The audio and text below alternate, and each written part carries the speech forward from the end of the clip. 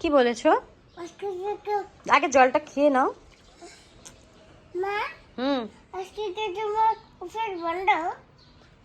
মুখের থেকে বের করে কথা বললো। আজকে কি তোমার অফিস বন্ধ? না, যাবো, একটু পরে যাব। তোমার জ্বর না, তার জন্য একটু পরে যাব। তো ফ্রেন্ডস দেখো, কালকে রাতে বিদিশার জ্বর এসেছে, তো সর্দি লেগেছে। তো এখন সকালে উঠে অল্প ভালো করে তেল টেল মালিশ করে দিয়েছি মাথায়। দেখো, তো সকাল থেকে কিছু খায়নি, তো এখন বলছে খিদা পেয়েছে, তার জন্য এখন কেক খাচ্ছে। সর্দিও লেগেছে, কালকে সারা রাত ঘুমাতে পারেনি, নিজেও ঘুমায়নি, আমাদেরও ঘুমাতে দেয়নি। না শোনা, এখন সর্দি আছে, নিঃশ্বাস নিতে পারছো তুমি?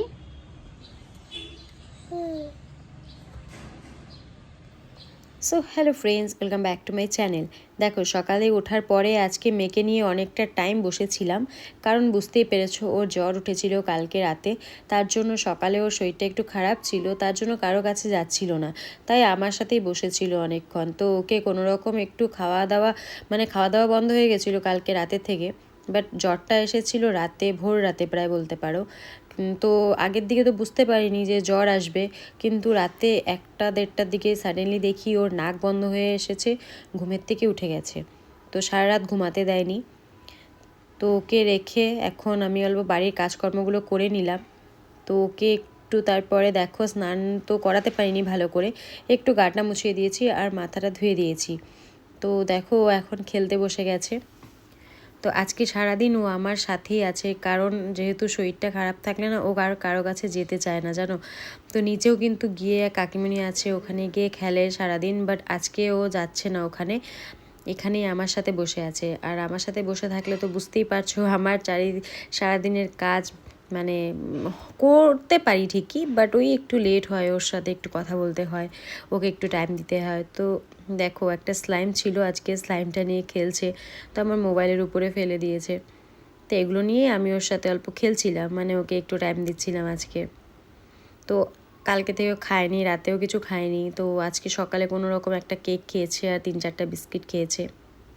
তো দুপুরে দেখা যাক কি খাওয়াই ওকে, কারণ এই জ্বর হলে না বাচ্চাদের খাওয়া দাওয়াটা বন্ধ হয়ে যায়।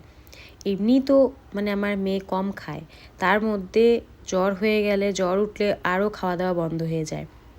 তো এটা নিয়ে খুব সমস্যায় পড়তে হয় আমাকে। এই মুখে রুচি চলে যায় না, তারপরে আবার ওই মুখে রুচি ফেরাতে আমার বেশ 3-4 দিন টাইম লেগে যায়। হোমিওপ্যাথিক ওষুধ খাওয়াতে হয় রুচি, তারপরে গিয়ে ওর রুচি আসে মুখের। হাই ফ্রেন্ডস, দেখো বিদিশাকে একটু বই নিয়ে বসিয়েছি, তো ওর জ্বর এসেছিল। চিল্লায় না এভাবে, দেখো তো ইরেজার হারিয়ে গেছে। পেয়েছো? কারো ওই যে পেছনে। তো ওর জ্বর এসেছিল রাতে, তো তার জন্য আজকে স্কুল খোলা ছিল, তো আজকে তো পাঠাইনি স্কুলে, কারণ ওই খাইনি ভালো করে, আর সর্দিটাও কমেনি। জ্বরটা কমেছে কিন্তু সর্দি আর কাশিটা আছে, তার জন্য আর স্কুলে পাঠাইনি আজকে। তো সারাদিন এখন ঘরের মধ্যে একটু যেহেতু ঠিক হয়েছে না, জল দিয়ে খেলা করছিল, তার জন্য ভাবলাম একটু পড়তে বসিয়ে দিই। তো ওকে একটা টিউশনে দিয়েছি, তো ওখান থেকে ওকে কিছু হোমওয়ার্ক দিয়েছিল, তো সেগুলোই করতে বসেছে। দেখো, তো করে একা একাই বসে, আবার মানে টিউশনে যেগুলো হোমওয়ার্ক দেয় সেগুলো আবার নিজে নিজেই করবে একা একা। তো একটু ওকে পড়াশোনা করাই, চলো তারপরে তোমাদের সাথে দেখা হচ্ছে।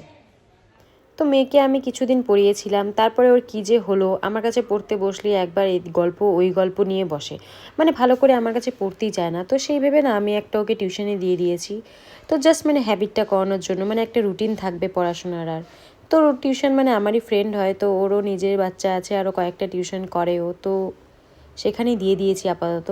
তো দেখছি যে না, ওখানে গিয়েও ভালো মতন পড়াশোনা করছে, এসে হোমওয়ার্কও করছে। সো ফ্রেন্ডস দেখো, এখন আমি আছি দাদার দোকানে, তো মেয়ের টিউশন ছিল, তো ওকে টিউশনে দিয়ে এসেছি, আর এখন আমি দাদার দোকানে ওয়েট করছি। আর বিকেলে একটা বিয়ে আছে, সো গিফটও কিনতে লাগবে, সো গিফট নিতে হবে একটা। তো একটু পরে মোটামুটি মেয়েকে নিয়ে আসবো, নিয়ে বাড়িতে চলে যাব। আবার বাড়িতে আসবে আজকে, মানে হাজবেন্ডের কাকিমণিরা আসবে। সো আর 10-15 মিনিট পরে যাবো মেয়েকে আনতে, নিয়ে চলে যাব বাড়িতে। তারপর তোমাদের সাথে কথা হচ্ছে। চলো। তো ফ্রেন্ডস দেখো এখানে কতগুলো প্যাটিস এনেছিলাম, মানে এখান থেকে আরও মানে নেই দিয়ে দিয়েছি। মানে অ্যাকচুয়ালি কথা হয়েছে বাড়িতে লোক আসবে বলেছিল, তো আমি 10টার মতন প্যাটিস নিয়ে এসেছিলাম। তো এখন বললো যে আসবে না, এখন এগুলো সবাইকে দেওয়া শুরু করে দিয়েছি। সবাই খেয়ে নিক, কারণ না হলে নষ্ট হয়ে যাবে। আর এদিকে দেখো আমি চা বসিয়েছি, চাটা খাবো একটা প্যাটিস দিয়ে। হোক অল্প জাল হোক, দুধের মধ্যে না ডাইরেক্ট দুধের মধ্যে চিনি চাপাতি দিয়ে দিয়েছি, জাল হোক কালারটা আসবে। তো দেখো এদিকে চা নিয়ে বসে পড়েছি। তো এই টাইমটাতে আমি অল্প চা খাই আর টিভি দেখি। তো টিভি দেখতে দেখতে চাটা খাই। তো আমার সাথে মেয়েও কখনো বিস্কিট খায়, বাট ও আজকে আমার সাথে নেই। ও আছে সামনেই, আশেপাশে ঘোরাঘুরি করছে। তো ও হচ্ছে মানে সাজুগুজু করছে একা একা। তো আমি ভাবলাম যে আমি একটু বসে চাটা খেয়ে নিই, কারণ চাটা না খেলে এই টাইমটাতে আমার একদমই ভালো লাগে না। তো তার জন্য বিকেলবেলা আমি বাইরে থেকে এসেই অল্প চাটা খেয়ে নিই আগে, বিস্কিট বা যেটাই হোক ওটা দিয়ে। তো টিভি দেখে দেখে এই টাইমটা জাস্ট অল্প নিজের সাথে কাটাই। আর কারণ সারাদিন তো দৌড়াদৌড়ি করতেই হয়, মেয়ের পেছনে ছোটাছুটি করি। তো মেয়েও খেলতে থাকে একা একা, এঘর ওঘর করে, আর আমি একটু জাস্ট বসে বসে দেখো টিভি দেখছি আর চা খাচ্ছি। তো এরপরেই লেগে যাব মানে রাতের ডিনারের জন্য, কে কী খাবে সেটার জন্য লেগে যাব একটু পরেই। তো মেয়ের জন্য খাওয়াতে হবে, জানি না ও কী খাবে আজকে। তো যাই হোক ফ্রেন্ডস, মেয়ে তো ভাত খাবে না, কারণ বুঝতেই পারছো মুখে রুচি একদমই নেই। তো বলছে আমাকে এগ রোল খাবে।